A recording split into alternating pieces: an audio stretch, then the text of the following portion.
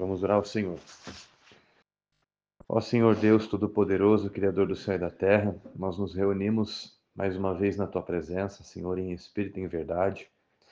E nós te pedimos humildemente que o Senhor derrame sobre nós a revelação da Tua palavra. Que esta palavra poderosa possa agir profundamente em nossos corações, possa arrancar toda malícia, toda amargura, todo pecado, toda confusão, toda escuridão, a qual o mundo e o pecado colocaram em nós. Limpa o nosso coração com a Tua palavra. Venha nos purificar de dentro para fora. Venha falar aos nossos ouvidos e que Tua palavra venha preencher a nossa alma. Em nome de Jesus Cristo, fala ao nosso coração, fala à nossa mente. Nos dá a interpretação, nos dê o entendimento e que a Tua palavra, Senhor, possa falar a cada um de nós segundo as nossas necessidades. O Senhor é o Alfa, o Senhor é o Ômega, o Senhor é o grande Rei, o Senhor dos exércitos de anjos. Nada é impossível a Ti, meu Pai. Que o Senhor possa, meu Pai amado, acender a chama do Teu Espírito Santo em nossas vidas. Que o Senhor possa colocar em nós o desejo de buscar o Teu reino, de buscar o Teu Espírito Santo, de buscar a Tua presença dentro de nós, porque nós somos o templo do Espírito Santo. Santifique a nossa língua, os nossos lábios, as nossas mãos, os nossos pés, conserte os nossos caminhos. Venha nos consertar, ó Deus, venha nos moldar segundo a Tua vontade, e isso tudo será conforme a Tua palavra. Fala conosco essa noite, meu Deus. Eis-me aqui, Senhor. Usa-me segundo a Tua misericórdia. Dai-me a interpretação e a revelação desta mensagem. Usa-me pela Tua benignidade, pelo Teu infinito amor, e que essa mensagem, essa palavra, possam alcançar as vidas que o Senhor deseja. Em nome de Jesus, usa-me pela Tua misericórdia, Senhor. Eis-me aqui, Senhor, e fala aos nossos corações. Amém, e amém, Senhor Jesus. A Bíblia Sagrada, no livro de Levítico, capítulo 24 e versículo 23. E disse Moisés aos filhos de Israel que levassem o que tinha blasfemado para fora do arraial e o apedrejassem com pedras. E fizeram os filhos de Israel como o Senhor ordenara a Moisés. Fala assim comigo, Senhor Jesus. Senhor Jesus, Fala ao meu coração. Amém, Senhor Jesus.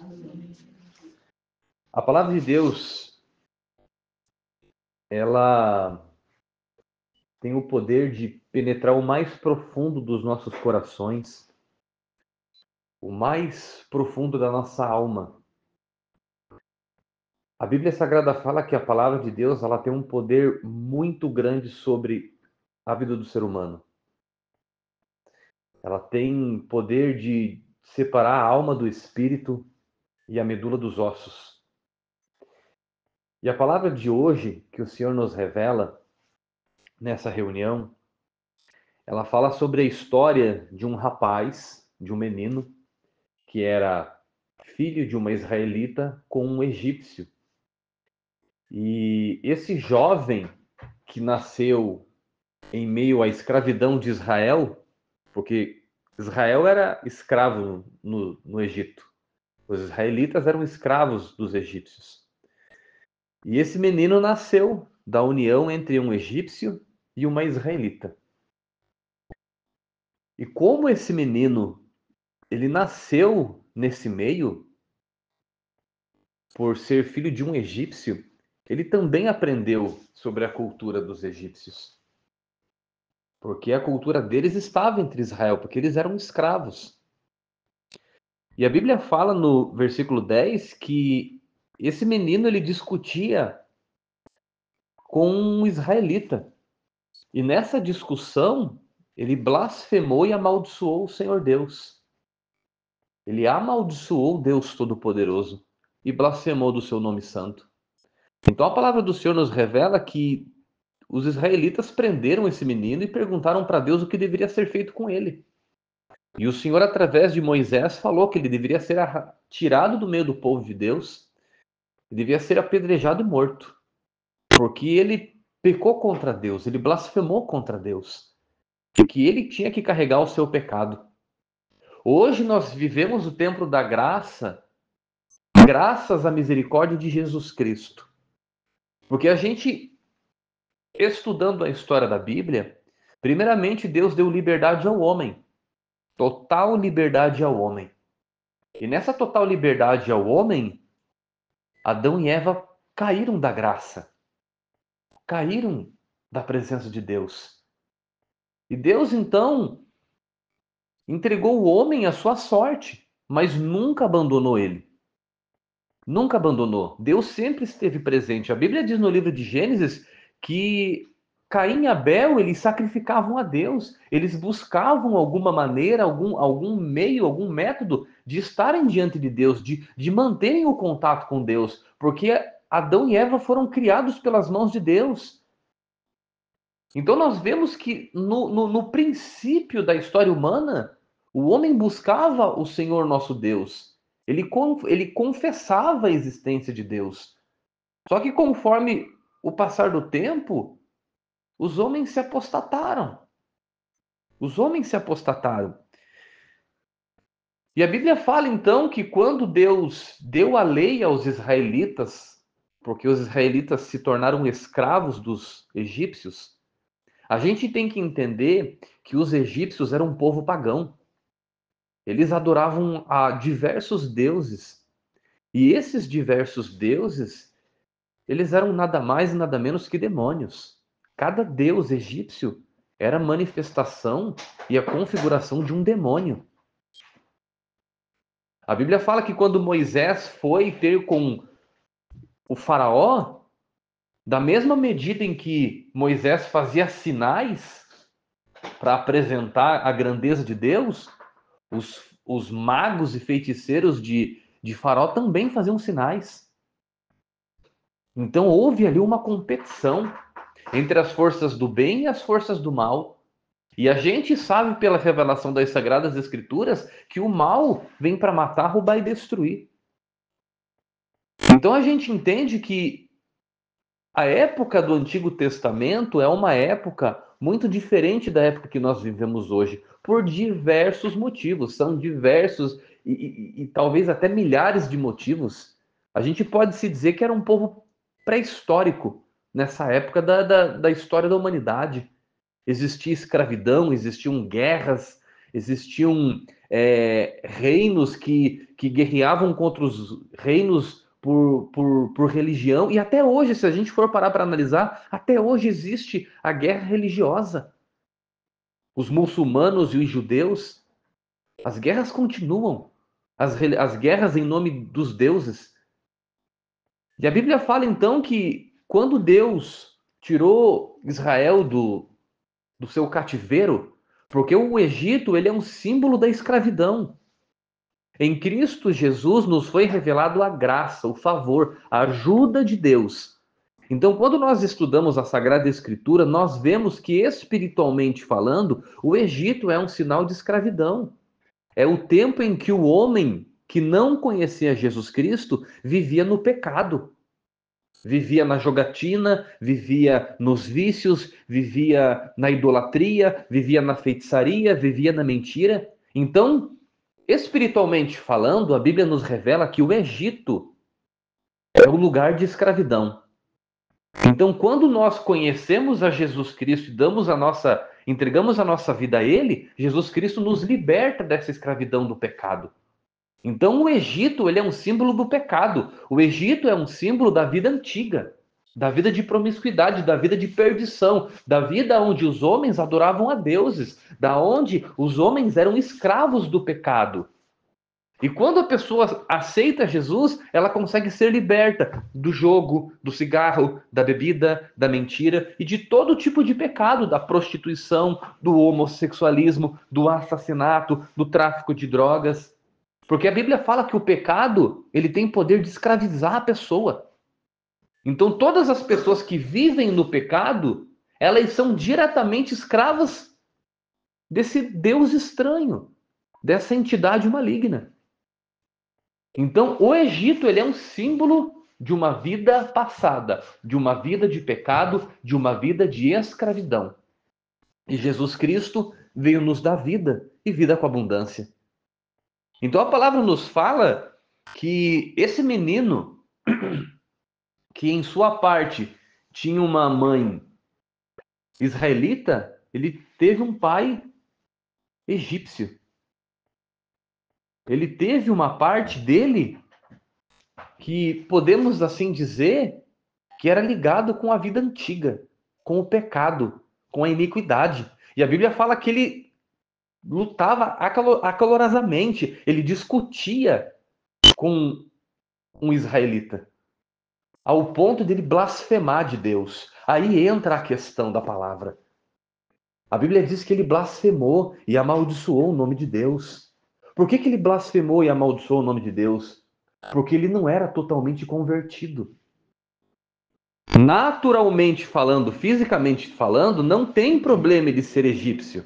Não tinha problema. Mas espiritualmente falando, trazendo para a mensagem que o Senhor nos quer revelar, significa que aquele menino, aquele jovem, aquele rapaz, enfim, ao mesmo tempo que ele era um israelita, ao mesmo tempo que ele tinha um chamado de Deus, podemos assim dizer, ao mesmo tempo ele tinha uma parte dele que estava no pecado. Ao mesmo tempo em que ele tinha algo de Deus na vida dele para se manifestar, ao mesmo tempo ele carregava dentro de si a escravidão do pecado, o amor pela libertinagem, o amor pelas coisas do mundo. E a Bíblia fala então que ele blasfemou contra Deus.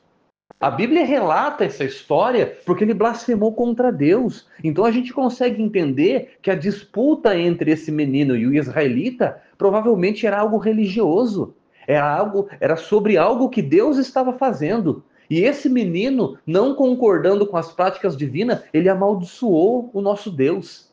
Ele amaldiçoou o Deus que libertou os judeus, porque ele estava preso no Egito. Esse menino não tinha se arrependido totalmente dos seus pecados. Esse menino carregava dentro de si o desejo pela vida antiga. A Bíblia fala que quando Ló foi chamado pelos anjos para sair de Sodoma e Gomorra, os anjos falaram para Ló: Ló, não olhe para trás. Fuja com a tua família o mais rápido que você puder, porque Sodoma e Gomorra vai ser destruída. E a Bíblia fala que enquanto Ló e as suas filhas corriam para fugir, para salvar suas vidas, a Bíblia fala então que fogo caiu do céu e começou a destruir Sodoma e Gomorra. E a mulher de Ló, ela olhou para trás. Por que a mulher de Ló olhou para trás? Porque no fundo do seu coração, ao mesmo tempo que ela escutou o chamado de Deus para a salvação da sua vida, para a salvação da sua alma espiritualmente falando, ao mesmo tempo as concupiscências da carne, as concupiscências dos olhos, as concupiscências da vida já tinham prendido, já tinham acorrentado a alma daquela mulher em Sodoma e Gomorra. Ao mesmo tempo em que ela fugia de Sodoma e Gomorra, ao mesmo tempo algo dentro dela não queria que ela saísse de lá. Então, quando ela começa a escutar, começa a perceber que Deus está destruindo Sodoma e Gomorra, aquela corrente maligna que prendeu ela naquela promiscuidade a qual Sodoma e Gomorra apresentava para ela, porque ela era uma habitante de Sodoma e Gomorra. Ali quem era o justo era Ló, né? Sobrinho de Abraão.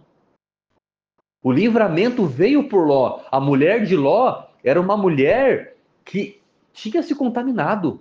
Ela tinha se deleitado de alguma maneira com a vaidade, com a luxúria, com a promiscuidade, com a ganância, com a glutonaria e com qualquer tipo de pecado que Sodoma e Gomorra apresentou para ela. Então, uma semente maligna entrou no coração dela. E essa semente maligna fez com que ela desejasse, no fundo do coração dela, estar dentro de Sodoma e Gomorra. Então, quando Deus destrói Sodoma e Gomorra, o que ela faz? Ela olha para trás. Ela demonstra, através do simples ato de olhar para trás, que no fundo do coração dela, ela não queria que Sodoma e Gomorra fosse destruído. Ela não queria que o pecado saísse da vida dela. Ela não queria uma transformação, ela não queria uma salvação. Ela foi empurrada, mas no fundo do coração dela, ela não queria transformação. E ela se transformou em uma estátua de sal. E a história da vida dela é contada até nos dias atuais como um exemplo para que nós que conhecemos a Jesus Cristo não cometamos o mesmo erro. Prestem atenção no que eu vou falar para vocês. Hoje é o terceiro dia em que nós fazemos o nosso culto familiar. E se a gente for analisar as pregações que Deus tem nos revelado, Deus tem trazido as mensagens antigas. Uma mensagem tem completado a outra. Deus tem falado de exaltação da igreja, Deus tem falado de uma fé verdadeira, e hoje Deus está falando para a gente que a gente tem que se libertar de todo tipo de pecado. Deus está falando para a gente que nós não podemos carregar dentro de nós a semente da iniquidade. Porque esse rapaz, esse jovem, ele tinha dentro de si a semente da iniquidade. Porque ele questionou, ele blasfemou, ele amaldiçoou o nome de Deus. E agora a gente reflete no que a Bíblia diz. Qual é o maior mandamento de todos? Amarás ao teu Deus acima de todas as coisas. Amarás ao teu Deus de toda a tua força, de todo o teu pensamento, de todo o teu coração. É isso que a Bíblia exige para que nós venhamos alcançar o reino do céu. Deus tem que estar acima de todas as coisas. Porque é Deus que nos dá. A Bíblia fala que Jó era o homem mais rico do Oriente Médio naquela época. Era o homem mais próspero. Era o homem que tinha a maior família. Todos os filhos e filhas de Jó eram pessoas formosas, belas, prósperas. E Jó era um homem temente a Deus. Então Satanás, movido por inveja, porque via em Jó uma luz diferente de todos os habitantes da terra, ele foi questionar Deus. E ele falou: se você, Deus, tirar essas coisas de Jó, ele blasfema e murmura. Então, quando Satanás entra na vida de Jó e tira todas as suas riquezas, mata todos os seus servos, mata todos os filhos e filhas de Jó em um único momento, e por fim põe uma doença em Jó, uma doença a qual fedia, abriam feridas, e ele coçava com um caco de telha. A mulher de Jó fala para ele: amaldiçoa o teu Deus e morre, porque você chegou no pior estado da vida humana. Você perdeu tudo que você tinha, todos que você amava, você está sozinho. E ele fala: se nós recebemos o bem de Deus, nós também podemos receber o mal. Ele não blasfema, ele não murmura. Porque o coração de Jó estava alicerçado na rocha. Jó tinha conhecido Deus vivo e verdadeiro. Jó teve um encontro com Deus de uma maneira que transpassava as paredes da igreja, que transpassava o conhecimento humano. E na maior aflição da vida de Jó, ele tinha todos os motivos para abandonar Deus, mas em hipótese alguma ele fez isso. Ele chorou, ele reclamou, ele até mesmo murmurou, mas o princípio da fé, que é o amor a Deus, ele não abandonou. Ele não subjugou o poder do seu Deus, mas ele aceitou com muita tristeza, com muita dor, com muito sofrimento. Ele aceitou aquela situação. E no final da Bíblia, do livro de Jó, nós vemos que ele fala: eu sei que o meu Redentor vive. Mediante aquela catástrofe que aconteceu na vida de Jó, ele falou: eu sei que o meu Redentor vive. Não era o Redentor do João, da Maria, do José, era o Redentor de Jó, era o Deus de Jó, era o pai de Jó, era o amigo fiel e sincero de Jó, o único a quem ele confiava a vida dele. Eu sei que o meu Redentor vive. E a Bíblia fala que Deus mudou a história de Jó, porque ele foi sincero. A Bíblia fala uma coisa que eu acho muito linda na história de Jó, que ele era um homem reto, íntegro, temente a Deus e que se desviava do mal. Jó era um homem que tinha uma capacidade de se desviar do caminho do mal. Então, no momento em que Jó, por exemplo, tivesse que tomar um caminho e ele poderia ser tentado naquele caminho por algum tipo de coisa, por algum tipo de fraqueza, talvez mulheres, talvez jogos, talvez promiscuidades, enfim, no momento em que Jó estivesse andando um caminho e ele pudesse ter a fé dele abatida, abalada, ele simplesmente desviava daquele caminho. Talvez Jó poderia pegar o caminho mais difícil para não ser tentado, porque o amor de Jó para com Deus era vivo, era fiel, era verdadeiro. Então, quando nós entendemos que o amor de Deus é o primeiro mandamento, o que nós fazemos quando nós amamos alguém? Nós buscamos agradar. Nós cuidamos, nós respeitamos, nós zelamos, nós trabalhamos em prol daquela pessoa. Então o amor é assim. Não existe um amor sem obras. O amor verdadeiro, ele não é mentiroso, ele é fiel, ele é justo, ele é sincero. O amor acompanha as obras. Não tem como eu falar que eu amo a minha família e deixar minha família largada. Eu vou lutar pelo bem-estar da minha família. Eu vou lutar pelo bem dos meus filhos. Eu vou lutar pelo bem da minha mulher. Esse é o sinônimo e o símbolo do amor, as obras. Por isso que a Bíblia fala que a fé sem obra é morta. Porque as obras são o diferencial do homem espiritual e do homem físico. Porque o homem físico, o homem carnal, a Bíblia fala que é uma luta constante entre a carne e o espírito. O espírito busca as coisas de Deus, a carne busca as coisas do mundo. Então o homem que é carnal, ele pode pronunciar o amor a Deus, mas ele não pratica o amor a Deus.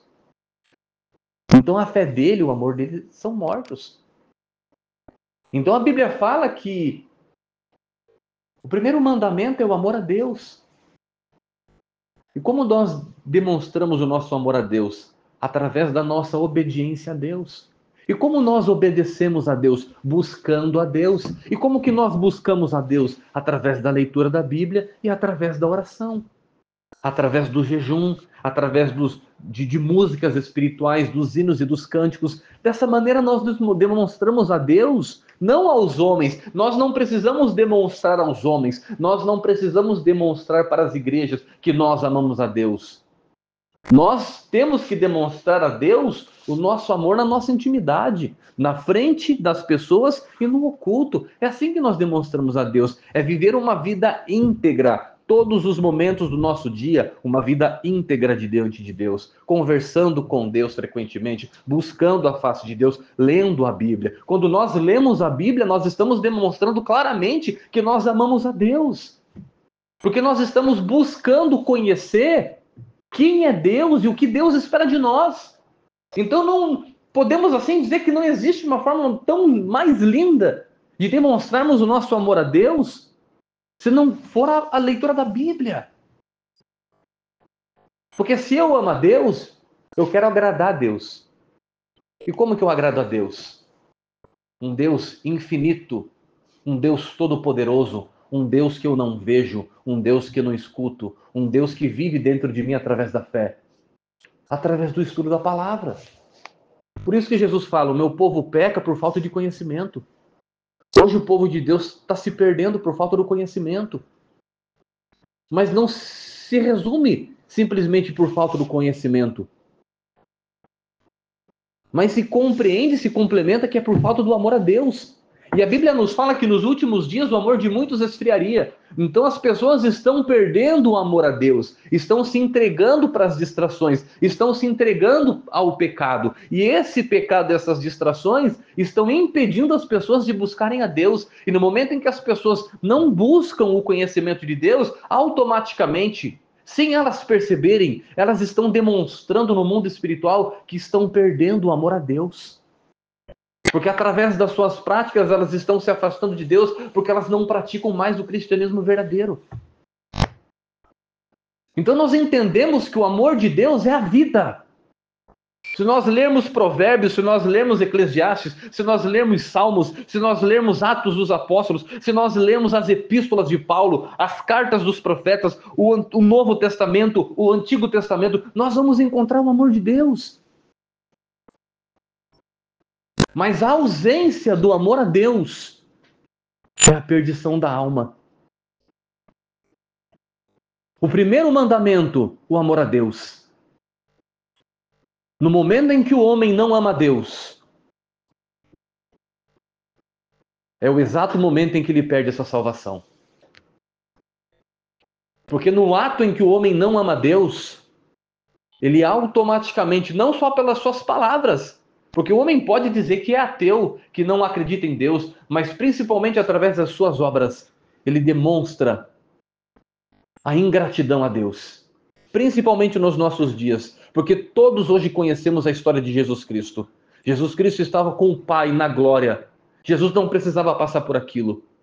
Ele se fez homem, ele se esvaziou de toda a sua grandeza, de toda a sua glória. Ele viveu 33 anos nessa terra como um homem, como um carpinteiro. Ele foi xingado, ele foi ridicularizado, ele foi excluído, ele foi banalizado, ele foi humilhado, ele foi ameaçado, ele foi perseguido, ele foi espancado e morto de uma forma terrível. Jesus não precisava disso. Jesus não precisava. Mas Jesus fez isso por amor a nos salvar. Jesus fez isso para revelar a nós o amor de Deus. Então, se nós não amarmos a Deus, nós automaticamente, através das nossas obras, nós estamos dispensando esse sacrifício. Nós estamos sendo ingratos a Deus. Nós estamos banalizando o que Cristo fez por nós. E no momento em que nós banalizamos, ridicularizamos, excluímos o sacrifício de Cristo, automaticamente nós somos culpados pela nossa perdição. Nós somos os próprios culpados pela nossa perdição, porque nós não aceitamos o amor de Deus. Então Deus, pela sua infinita misericórdia, até para com os ímpios, Ele entrega os ímpios à sua própria sorte, ao seu próprio caminho, à sua própria decisão. Então por isso as pessoas perecem, as pessoas morrem e vão para o inferno. Então o que acontece com esse menino é uma sombra, é uma alusão, é um reflexo do que é a vida cristã.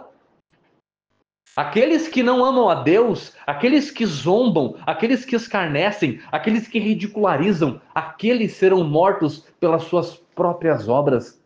A Bíblia fala nesse capítulo que aquele que blasfema contra Deus, ele deve carregar sobre a sua cabeça o peso do seu pecado. E a blasfêmia contra Deus, no Antigo Testamento, era a morte. Porque no Antigo Testamento a lei deixou claramente olho por olho, dente por dente. O regime, a instituição, as leis, as regras, a ordem daquela época era essa. Olho por olho, dente por dente.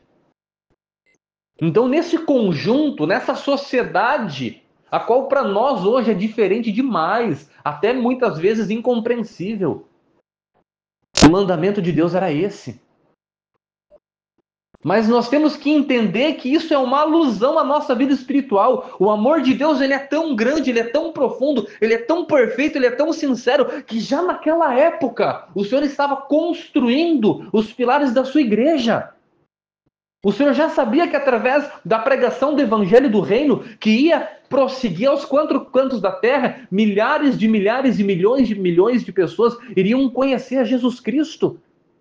E no Antigo Testamento, esta história é uma alusão para que hoje nós, no século 21, em 2025, não venhamos perder a nossa alma, não venhamos perder a salvação da nossa alma, como esse rapaz fez.